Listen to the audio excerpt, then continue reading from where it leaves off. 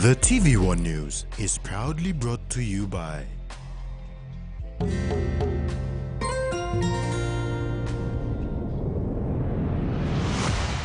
BSP, our bank, our people.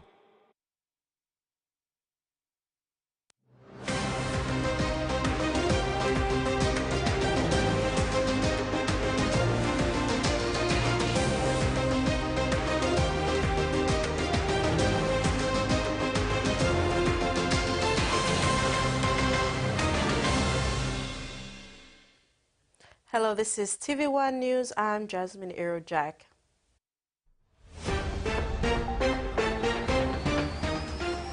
In this edition, Prime Minister explains his absence at COP29, new PNG chief to look into alcohol abuse, and peddlers of false information warned.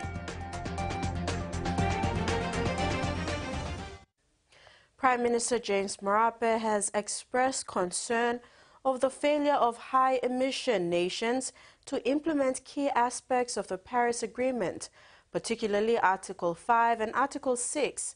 These articles focus on conserving greenhouse gas sinks and reservoirs, including forests, and creating a framework for international cooperation on compliant carbon markets. Marape made these remarks after confirming that he will not be attending the upcoming United Nations Global Climate Summit in Baku, Azerbaijan. Prime Minister James Marape has confirmed he will not attend the upcoming United Nations Global Climate Summit or COP29 in Baku, Azerbaijan, citing the lack of finance and commitment to reverse global deforestation by 2030 as agreed at COP28 in Dubai as the primary reason. However, Marape announced that the Minister for Environment, Conservation and Climate Change, Simo Kilepa, will represent Papua New Guinea at COP29 with a streamlined delegation. The team's primary focus will be to advocate for PNG's bid to host the Green Climate Fund Board meeting next year, showcasing the nation's commitment to climate leadership and green financing initiatives. The Prime Minister emphasized that despite commitments, large industrialized countries with significant carbon footprints have not fully upheld these obligations, both at government and industrial levels. He further noted that COP summits have frequently overlooked the critical role of rainforest in climate change mitigation. Freddie Mo, TV1 News. The Minister for Justice and Attorney General Pilar Niningi has refuted claims in yesterday's dailies that the National Executive Council and Prime Minister James Marape were in contempt of court for breaching existing court orders by appointing Admiral Philip Polewara as PNGDF commander and the promotion of Colonel Opalari to the rank of Brigadier General.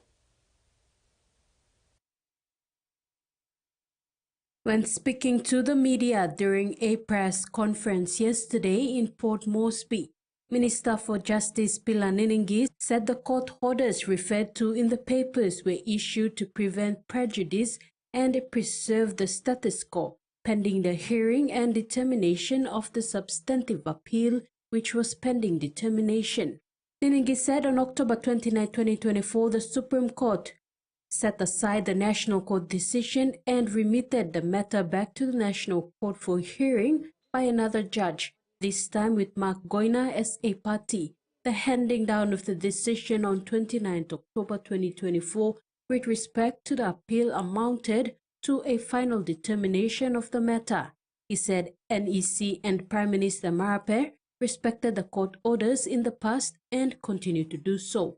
The appointment of Admiral Polewara to the position of Commander of the PNGDF and the promotion of Colonel Larry to the rank of Brigadier General was done well after the Supreme Court concluded the substantive appeal. There is no other pending or stopping us from making necessary appointments. So on this basis, we advised the defense and the Prime Minister to go ahead. The ceremonies has to be conducted, and the Defense Force got to do his constitutional duties. So there's no order. Our advice is, our opinion is that there is no order pending or stopping us to make necessary appointments. Nenenge congratulated Admiral Polewara and Colonel Larry on their respective appointments, saying their appointments were based on merit. I want to call on the Defense Force officers and people down the rank and files to give the current commander and his team the undivided loyalty and support, as they always do. And I wanted to thank, and I also congratulated the commander. Recently confirmed Chief of the PNG Defense Force, Rear Admiral Philip Polewara, has vowed to take on an issue that has long plagued the Defense Force: alcohol abuse. Upon promotion on Friday, the 8th of November, Polewara highlighted the negative impacts alcohol issues have had on the organization. Upon elevation to the office of the Chief of the Papua New Guinea Defense Force, newly promoted Rear Admiral Philip Polewara has declared his mission to address the rampant alcohol abuse that is present in the organization. Let us take this time to shed light on crucial issues affecting our military community. The negative impacts of alcohol consumption. Alcohol abuse impairs our readiness, jeopardizes our health, damages relationships, and undermines our effectiveness as one well-oiled functioning unit. Polewara says alcohol abuse is the cause of disciplinary issues, health problems, and even tragic accidents and loss of life among members of the Defense Force. By addressing these issues head-on, we are not only safeguarding our own well-being, but also upholding our duty to protect and serve our country. Furthermore, Polewara encouraged the men and women of the PNGDF that the world they create is a process of their thinking, highlighting that their environment cannot change without first changing their way of thinking. Do not undermine the impact of your actions, for even the smallest gesture of humility can create ripples that resonate across oceans. As we stand on the shoulders of our ancestors, let us remember that their sacrifices, their resilience, and their unyielding spirit that has brought about this country where we are. Maricela Kelaton, TVWAN News. 3 key projects for the Samarai-Murua district in Milimbe province were launched by Prime Minister James Marape yesterday. Signifying this launch was the inauguration of KC-1, a shipping vessel, part of the district's plans to produce and export seafood and fishery products from the district to international markets.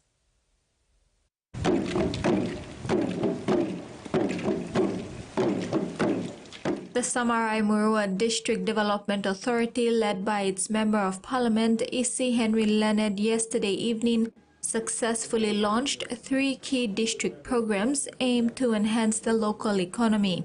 Officiated by the Prime Minister, the ceremony was key to the inauguration of the district's fishing vessel KC-1. The ship will operate both as a transport vessel serving the outer islands of the district into Alotau and in fisheries, where MP Leonard is expecting it to become the conduit for local fishermen to sell their catch, as well as provide skills and tools for fishing communities to utilize in starting and growing small businesses. Do a district's economic stimulus package. We look at what we have from within. And we realize that we have so much to offer. We realize that our seas are bountiful. if you look at the reports from NFA, that the district supplies bountiful or holds a record of supplying bitumen in Bougainville. Samarai-Murua and it's giving plenty bitumen every season, some will go past. And I said, there's so much resource in the district. Prime Minister Marape reminded Papua New Guineans of the vast economic potential of the land and sea of Papua New Guinea, urging them to put to the best use such opportunities to get into SMEs. One, this vessel has a potential to ferry people as far as Dobu and Russell Islands all the way into Alatau and for service delivery. Secondly, it is an economic enabler for our people where you could harvest resources from your own seas and for you to have money in your pocket. That is what this government is all about, finding ways from our own land and seas and our forests and our mineral resources so that people can have money who are landowners. The 3 projects launched yesterday include a coastal fishing program, carbon trade and ecotourism development, and alluvial gold mining, processing and marketing. Maricela Kelaton, TV1 News. Meantime, although Samarai-Murua MP C. Henry Leonard has left the Marpe Rosso government to join the opposition, PM Marpe said during his address that government remains steadfast in supporting good endeavors from both sides of the House, such as the initiative taken by Mr. Leonard. Government don't show up in where members of the opposition are, but in opposition, government are arbitrary. First and foremost, government of the day is here to support good endeavors right across the park, right across the park. And this is truly one good endeavor. Number one, this vessel has a potential to ferry people as far as Dobu and Russell Islands all the way into Alatau and for service delivery. You're watching TV1 News. BSP Waterfront branch reopens for business and 6 young talents shine at Bougainville voice explosion. Those stories and more after the break. Stay with us.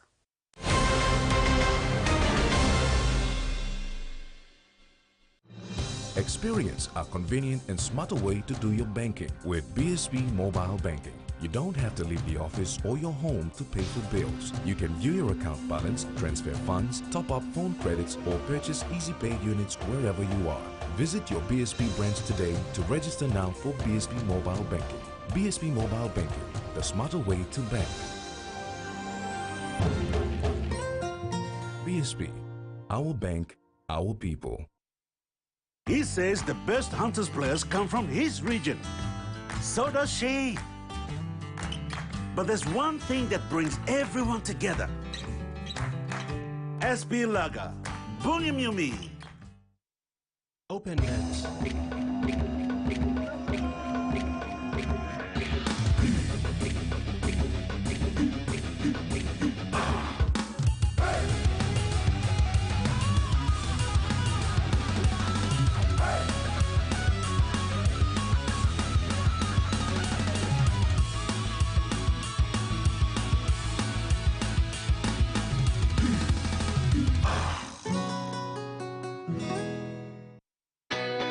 A true champion is measured by their courage, their determination, and their passion to never give up and to always keep trying. With a delicious Milo and milk taste and added nutrients, Milo and milk is a great way to fuel our little champions with nourishing energy every day. Because true champions give it their all. Milo, PNG and Mia. Find PNG made. Quick favorite meal for the day does feel good. Snacks noodles is my choice for a simple meal. It is easy to prepare and fast to cook. And with a touch of flavor and ingredients, quality noodles that can be cooked and enjoyed in many different ways.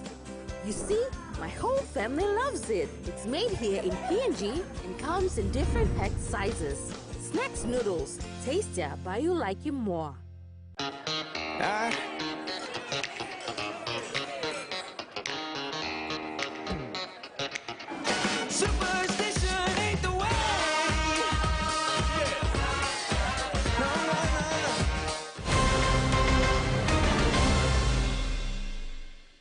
Thanks for staying with us.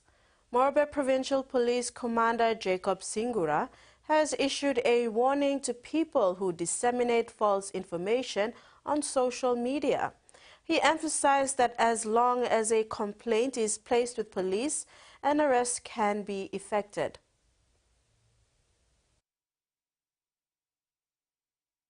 Morobe Provincial Police Commander Jacob Singura has cautioned social media users who spread misinformation, warning hefty penalties can be imposed if a formal complaint is lodged with police.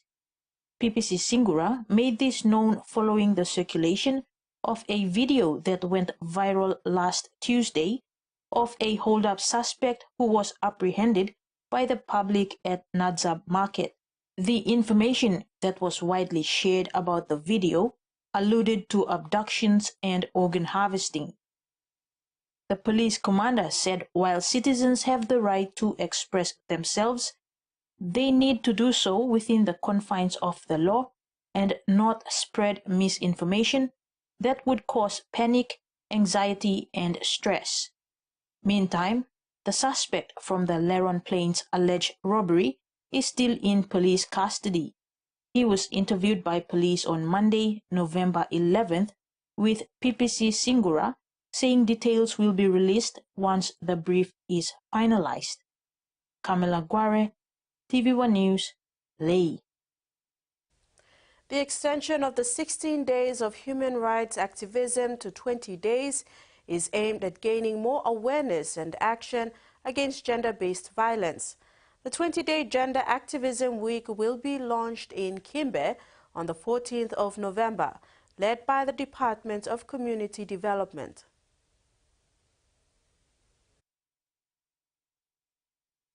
The Gender Activism Week will be launched in Kimbe in West New Britain 2 days from now.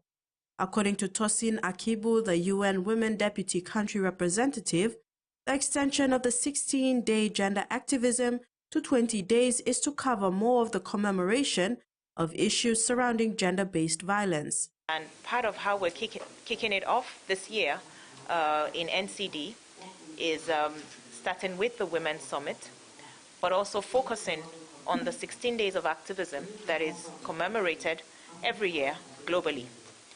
And in the wisdom of the government and the people of Papua New Guinea, because of how important the issue of gender-based violence is to the country, they have extended it from 16 days to 20 days to cover a bit more of the days that are being commemorated.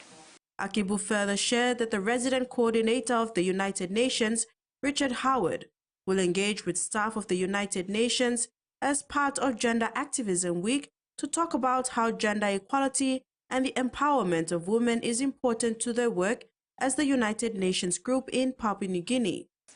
The resident coordinator of the United Nations, Mr. Richard Stephen Howard, will, as part of the 16 days, engage with staff of the United Nations to talk about how gender equality and the empowerment of women is very important to our work as the United Nations in Papua New Guinea. And part of what he's going to be doing is to launch something that we're calling the Bilum Festival, where we know the importance of the Bilum to the people of Papua New Guinea, and he wants to use that to collect what gender equality and women's empowerment means to the people of PNG, and then use that to engage in conversations as to what our role is as the United Nations and how we can further support the government and the people of Papua New Guinea.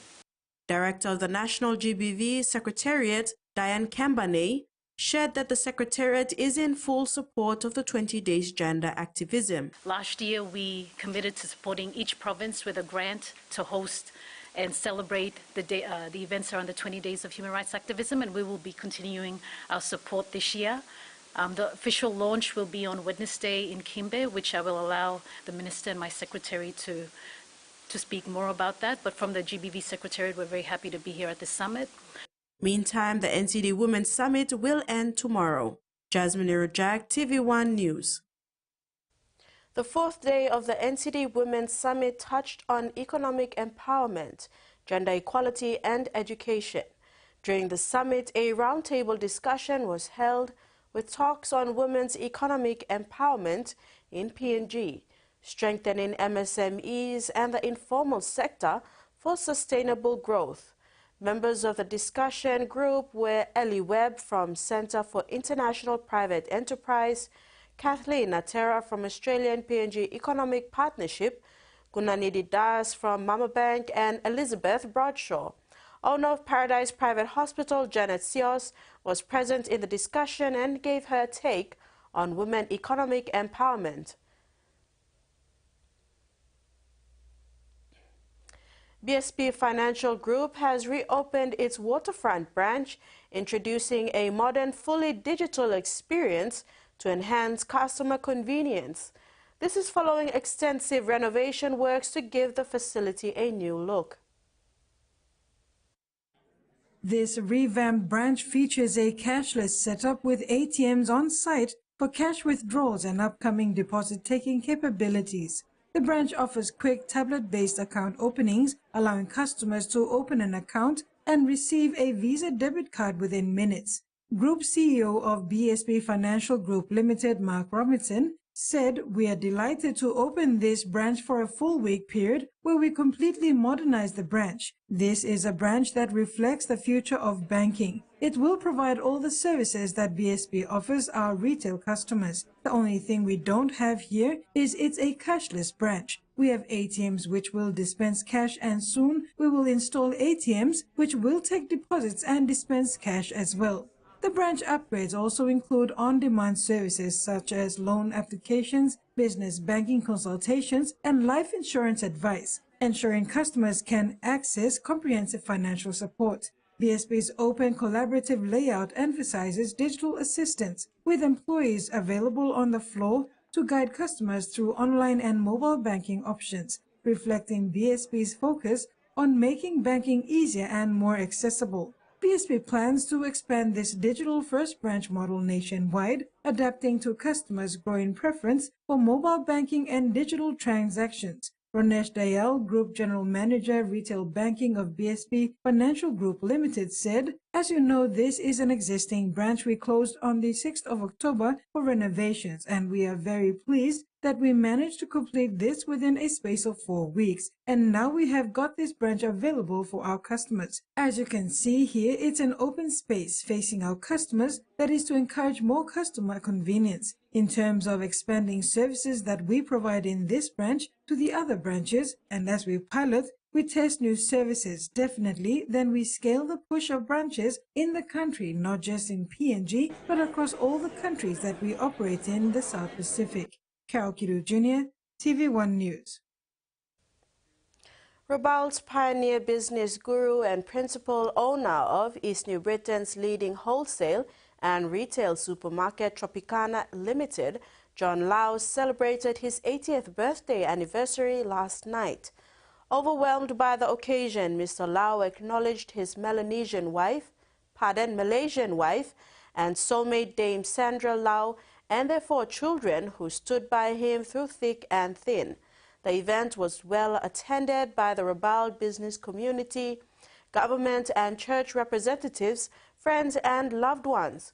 While much of the spotlight has been on the Dame Sandra for her philanthropic work in East New Britain province, Mr. Lau enjoys and loves working behind the scene to help and support his wife, the business and his family. The 2024 Bougainville Voice Explosion delivered a musical spectacular as 6 young artists from across Bougainville showcased their talents, celebrating local culture and creativity. Launched in 2021, the annual BVX event has become a hub for cultural exchange, including collaborations with First Nations musicians Jupuru and Jake Fabila from Australia. Their partnerships with Bougainvillean musicians have resulted in hit tracks like Wan Solwara and Pasim Tumbuna, blending traditional and modern sounds and gaining popularity across the Pacific.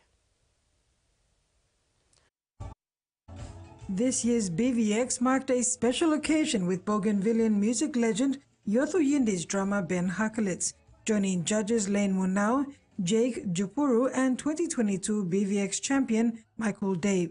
Hakelitz told the contestants during the event that Bougainville has a unique sound, reminding them of their unique voice, music, and culture, describing it as gold. Each contestant performed traditional songs as well as original pieces on the theme Peace and Unity on Bougainville. 23-year-old Cameron Mukunu from Bolave Bana district emerged as the winner, with Solomon Kunga as runner-up and Douglas Manasi in third. Maurice Opeti, ABG Minister for Community Development, commended the role of music in preserving Bougainville's cultural heritage. He thanked the Australian and New Zealand governments for supporting the youth, noting that without their support, this initiative would just be a dream. Minister Opeti later delighted the audience with a rendition of Stevie Wonder's Superstition, joined by Ben, Jupuru, Jake, Michael, and local musicians. Australian High Commission's Fiona Crockford expressed pride in supporting the event, stating that BVX generates excitement and goodwill in the community, and was thrilled to bring Jupuru and Jake back and to have Ben Hakelitz join them this year. Hosted by the Bougainville Youth Federation, with support from Australia and New Zealand, BVX empowers Bougainville artists and provides valuable experiences in event management for local youth. The 2024 finalists are now collaborating with Ben, Jupuru, Jake, and Michael on a song inspired by Australia's NIDOC theme, Keep the Fire Burning, Black, Loud and Proud. Carol Kiru Jr., TV1 News. And now a look at the finance news. The Kina closed lower at 0.2527 US dollars in the interbank market. At Bank South Pacific, our Kina was buying 0.2452 US dollars, 0.3701 Australian dollars, 0.2226 euro, and 37.40 Japanese yen. Looking at commodity prices at New York close, coffee, cocoa, and palm oil closed higher. Gold and crude oil closed lower, while copper and copper remain unchanged. And on the stock market, the Dow Jones closed higher, ASX closed lower, and all ordinaries closed lower as well.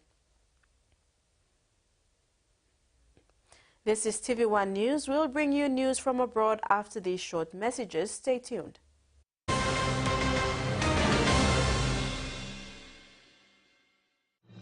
Experience a convenient and smarter way to do your banking with BSB Mobile Banking. You don't have to leave the office or your home to pay for bills. You can view your account balance, transfer funds, top up phone credits, or purchase Easy Pay units wherever you are.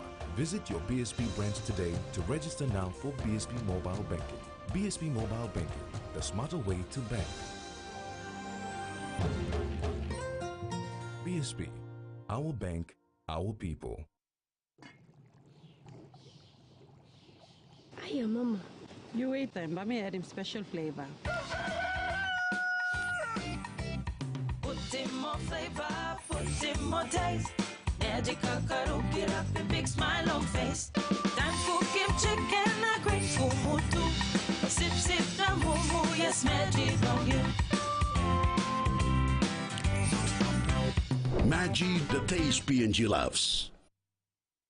Enjoy life when we're working together, making happy memories that last forever. Hot in talk, young or old, a scale race family meal with home. We'll bring out the smiles cause it's our favorite of mine. Sandy, see, cola, scale, rice, long scale, scale price. Sandy, see, cola, scale, rice, long scale, scale price.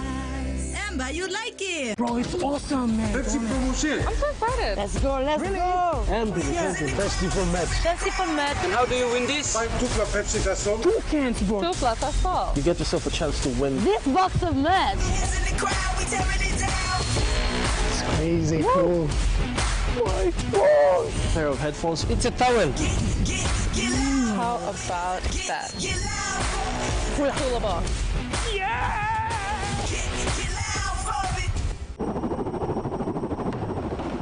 Rugby League is a powerful force that unites Papua New Guinea and develops our youth. Through partnerships with the PNG LNG Kumuls, Grassroots Rugby League and Justin Olam, we aim to instill skills to last a lifetime. I'm community blue. When it's a new game, I'm a community. You must all community. When we invest in people, we invest in tomorrow's possibilities.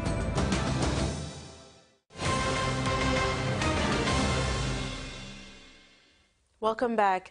Pacific Island experts are demanding their experience and history is better understood to inform local and global climate action in light of the physical and ecological threats. Releasing a research report by 100 scholars, Professor Stephen Ratuva said Pacific ways of knowing and doing could cut through the politics and economics that usually prevailed at climate negotiations. The Voices of the Pacific Climate Crisis, Adaptation and Resilience report by the largest group of Pacific experts ever assembled explains that diverse responses to climate change are grounded in deep connections to land, ocean, and environmental stewardship. One of 100 authors and manager of the research project, Hilda Sakiti Waka, said the report would allow a louder voice from the Pacific community on a global stage. The Federal Treasurer is warning Australia cannot escape the effect of a trade war. President-elect Donald Trump will re-elect the White House with a mandate for tariffs, and China is a main target. Jim Chalmers says the consequences will hit Australian shores. Donald Trump's trade message being heard around the globe. Trade is around half of the Australian economy. So we know that we need to make this work for us, not against us. The Treasurer is sounding a warning. Australia's inflation battle won't be helped by a trade war. We won't be immune from the consequences of any trade war that happens in our region or around the world. We would be a significant casualty if it became this global kind of retreat from trade. Donald Trump will take the White House promising 2 trade strikes, 10 to 20% tariffs on almost all American imports and tariffs of up to 60% on goods from China. There could be retaliatory trade measures across different countries, so that's likely to push prices up. We're confident that we will do what Australia has always been able to do, which is to work with American friends no matter who is leading either country. Australian officials have modelled the impacts, forecasting a small hit to GDP and a bump in prices. That inflation comes from Canberra, not from the United States. And this Treasurer today is looking for another excuse. So it doesn't necessarily mean that we won't get rate cuts, but they might not be as large as they would have been if there was no change in their trade situation. Jim Chalmers has started to gain some ground in efforts to combat inflation, even if hopes of an interest rate cut before the election are starting to dim. A Trump trade war could dash those hopes altogether and provide a convenient place to park some blame. ABC News reports that the federal government of Australia is about to strike a sweeping new agreement with ANZ Bank to ensure it does not join the exodus of banks from the Pacific, although it is not yet clear what the terms of the deal are. ANZ has by far the largest Pacific presence of any Australian bank, with 19 branches across 9 countries in the region. But like many Western banks, it has struggled to implement tough new international banking standards in the Pacific, while struggling with low profitability across its networks, leading it to close more than 10 branches there in the last 5 years. The government has vowed to keep Australian banks in the Pacific, in part because it does not want Chinese banks to fill the vacuum, and is spruiking the in-principle agreement with ANZ as a clear strategic victory. On Monday night, Treasurer Jim Chalmers told the Australian Institute of International Affairs that the government was now in the final stages of negotiations with ANZ, and the agreement would secure its continuous banking presence in the Pacific. Australian rental market has become so contracted, experts are suggesting a return to housing commission estates as a solution. The latest data shows vacancy rates are less than 1% in almost 70 communities across the country. leaving many families feeling homeless, living in tents and caravans. Chantal Padaski and her son Zion have been trying to secure a rental in Castlemaine, northwest of Melbourne, for more than a year. In the meantime, they're doing their best to make this bit of bushland a home. I've gone from hardly being able to afford a rental and maybe being able to get somebody else in to rent with me, but now there's not even that available. Housing data shows there are 68 regional communities across Australia with a rental vacancy rate of less than 1%. Is wonderful for the owner-occupiers who buy those homes, but of course every property that's sold by an investor to an owner-occupier is one less rental property available. In Castlemaine, there are just 10 rental listings online, so housing workers are approaching owners of vacant properties and even asking shop owners to lease out their upstairs rooms. We've managed to release 10 vacant dwellings as affordable rentals and 3 shop tops. And availability is just part of the issue. Since COVID, rents for houses have climbed $280 a week. And with Australians now paying an average of $700 a week in rent, housing experts say a return to commission housing is needed. That would mean that people who are currently having to rely on private rental don't have to. They're in social housing, like post-war 50s, 60s Australia.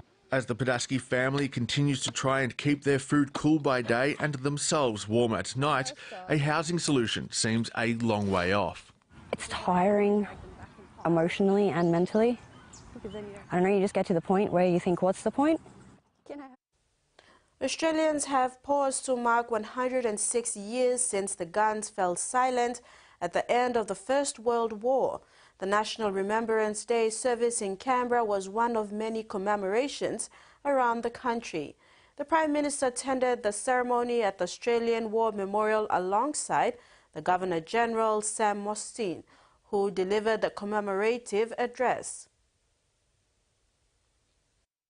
The fell silent on this day over a century ago. Today, the nation fell silent at the 11th hour. On the first Remembrance Day in 1919, the war to end all wars was being marked, the Governor-General acknowledging that day. For them, the loss of war was a present sorrow. Grieving the dead, offering prayers for the missing, tending to the wounded in body and spirit. And all the Remembrance Days, the conflicts and the service since. The Australian Defence Force is a modern force, upholding the greatest of Australian values, continuing the legacy of the service of generations past and demonstrating the very best of our nation. At first light, Sydney's most famous icon was illuminated with the symbol of remembrance. That service remembering those who fought and died at dawn. We are the dead. Short days ago, we lived, felt dawn, saw sunsets glow.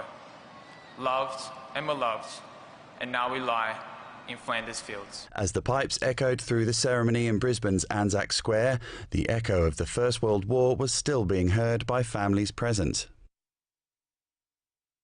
We had 5 of our uncles, great-uncles and great-grandfathers who served. 2 that we know of that died on the Western Front, both unknown. We don't know where their graves are. Melbourne's Shrine of Remembrance marked Remembrance Day and its own 90th anniversary. People first gathering here on November 11, 1934. So to be here at the Shrine on Remembrance Day obviously anchors us to what it means to remember service and sacrifice. Around the country, a day to remember. 2 Tasmanian soldiers whose names were accidentally left off Hobart's Memorial Avenue have finally been recognised with plaques and trees. Lieutenant Colin Chalmers and Private James Glass were killed in action during World War I, but their names were left off the Soldiers Memorial Avenue on Hobart's Queen's Domain because they were not listed as fallen soldiers on an honour roll. On that roll of honour, where a soldier had died, they would put a cross next to their name to represent the death. Well, we've discovered that 2 of those men who died didn't have a cross. And so, somewhat embarrassingly, we've discovered some years later that there are 2 men that need to be commemorated. The president of Friends of Soldiers Memorial Avenue, John Wadsley, tracked down relatives of the 2 men and they attended the Remembrance Day event in Hobart, where trees and plaques honouring the men were unveiled. Ross McDougall travelled from Queensland to be there. We've got to continue to remember servicemen and women in Australia or around the world. They've given us the chance to live as we have. A Tasmanian relative of Colin Chalmers, Roy Ramage, sees the recognition as significant. Recognition is very significant to the family. As I say, it's very easy to forget as generations move on, but once you talk to the younger folk about what they did and how they did it, and they realise what a sacrifice it was, they turn up in their droves, and they're all very interested. Over 100 years on from their deaths on the battlefield, 2nd Lieutenant Colin Chalmers and Private James Glass have their names permanently here on this Tasmanian memorial, alongside over 530 other men and women who gave their lives in service in the Great War. A permanent and significant tribute at home for young lives lost abroad. And that ends the news segment. Sports is next. Stay with us.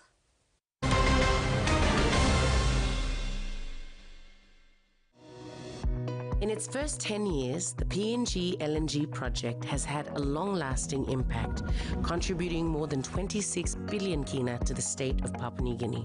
Equity distributions are paid to KPHL and MRDC based on the interest they hold. Tax is paid to the IRC, while development levy and royalties are paid to DPE. For more information on direct and indirect benefits, visit PNG EITI's website. Kumuls Petroleum is a major regional petroleum industry player involved in large-scale upstream, midstream and downstream petroleum and energy developments in the country. We are committed to ensuring that Papua New Guineans maximize benefits from the petroleum and energy sector.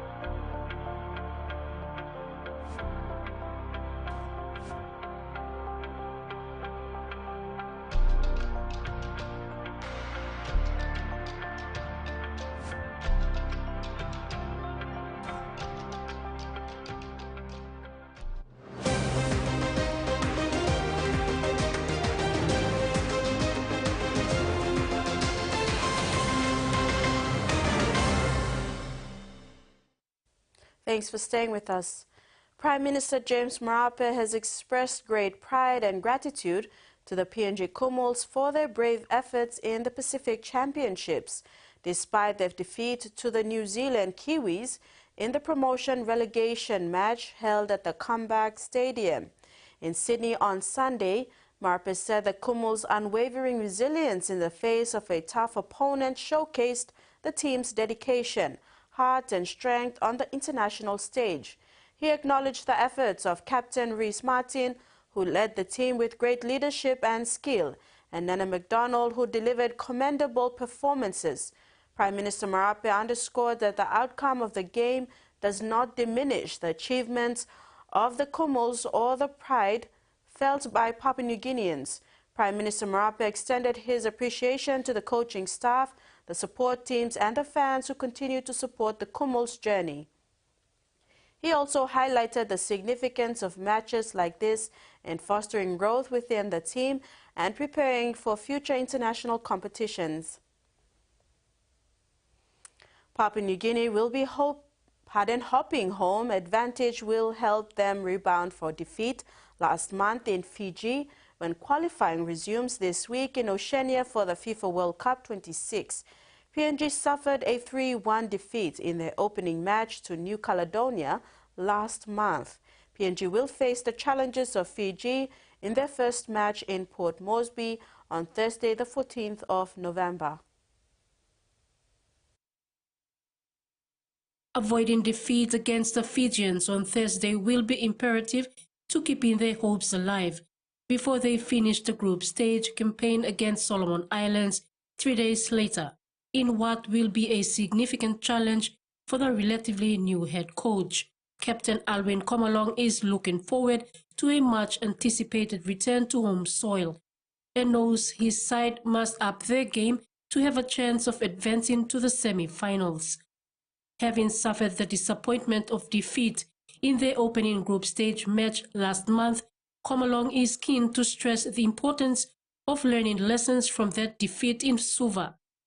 Having a passionate home crowd backing them at the PNG football stadium is a boost that isn't lost on Komalong and his teammates. Preparations have been going as good as they can, considering most players have had commitments to their clubs in the league, though this time the boys have still been able to train together in the week. Susan Oreape, TVWAN Sports.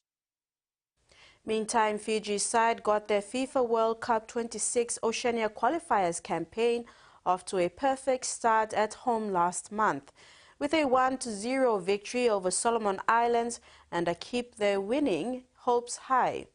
Fiji secured 3 points and will ensure that one win from them 2 matches in Port Moresby should be enough to seal their place in next year's semi-finals in New Zealand. Having enjoyed home advantage for the first group match, there will be a fresh challenge for Fiji when they can take Papua New Guinea in front of a loud and proud local support on November the 14th, 2024. Fiji takes on New Caledonia on Sunday, November the 17th, also in Port Moresby. In the open of the OFC qualifier, Solomon Islands plays New Caledonia, followed by PNG versus Fiji. PNG is sending the largest contingent of fighters to the World Kickboxing Championship in Spain set for this month. All 30 kickboxers selected from recent regional tournaments make their debut at the international arena. For the first time, Papua New Guinea is sending a big team of fighters to the World Kickboxing Championship in Spain this month. PNG is among 70 other nations to showcase their fighters at an evenly contested international outing. All 30 fighters have passed the test to participate at the event, with all making their debut, a hard test ahead for the Stanley Nandex-led team. 5 fighters left the country yesterday, with the rest of the 25 boxers set to leave tomorrow for Spain via Manila. It has been 2 years of preparations, and to finally make the world fight is a dream come true for many boxers, all coming from the provinces to make up Team PNG. PNG Kickboxing Federation President Stanley Nandex remains positive in his team and believes they can put up a strong fight. I am satisfied that we are prepared and we're looking forward to this big event. This World Championships will be also attended by more than 70 to 80 countries, and I think PNG, for the first time, will have a good number of fighters taking part in these World Championships. Financial assistance has been a struggle for the Federation, but they have pulled through with the support coming from a few corporate sponsors and individuals. I think we are very thankful to some of our minor sponsors who have actually brought us this far in terms of the support. I would thank you to SB Brewery, MRDC, NCD, Trophy House, and of course also to Pacific Security Company, and also the Ultimate Security Company as well. these are people who are not just supporting or sponsoring, but they're also employing some of our youths or fighters who actually train under us. And we have that very good partnership that we've been built over the years. And it's good to also see those minor, smaller companies actually coming on board to support us. Nandek says the sport can thrive and only needs the support of everyone. The Spain outing will be a tough test for his young fighters and will pave way for investment in the code in the country. Susan Oreape, TV1 Sports. And that ends the sports segment. We'll now have the weather forecast.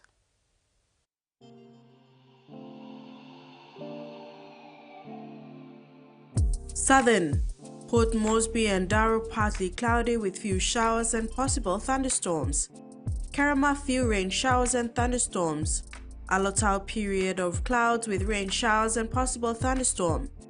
Momase, Lay partly cloudy with few showers and possible thunderstorms. Wewak partly cloudy with rain showers and possible thunderstorm. Banimo partly cloudy with some rain showers and possible thunderstorm. New Guinea Islands, Lorengau mostly fine with a chance of shower or two. Kimber partly cloudy with few rain showers and possible thunderstorms. Buka some rain showers and possible thunderstorms. Highlands, Mount Hagen few rain showers and possible thunderstorms. Goroka, Barnes and Kundiawa becoming cloudy with some rain and possible thunderstorm. Menditari and Waberg mostly cloudy with some rain and thunderstorms. Ocean forecast. Coral seas moderate to rough with southeast to easterly winds of 20 to 33 knots. Solomon seas smooth to slight with southeast winds of 5 to 15 knots. Bismarck seas smooth with easterly winds of 5 to 10 knots. And Pacific Ocean smooth with east to southeast winds of 5 to 10 knots. And coastal waters forecast. Waters of southern PNG Indonesian border to Daru to Kiwai Islands to Kerama to Yule Island to Hood Point to Samarai Islands. And waters of Samarai Island to Cape Vogel and all Milne Bay Islands. Seas 1 to 2 meters rising to 3 meters along warning areas. Waters of Cape Vogel to Huon Gulf to Finchefan. Waters of Finchefan through Vitia Strait to Siasi Long Island. Waters of Medang to Wewak to Vanimo and northern PNG Indonesian border. Waters of Manus and its western group of islands. Waters of New Ireland to East New Britain and Bougainville. And waters of West New Britain. Sea 0.5 to 1 meter. And that ends the news tonight. Thanks for your company. Bye now.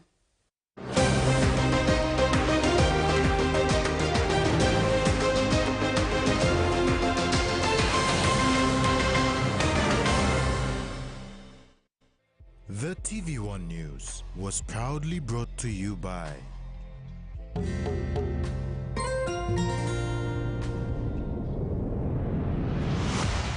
BSP, our bank, our people.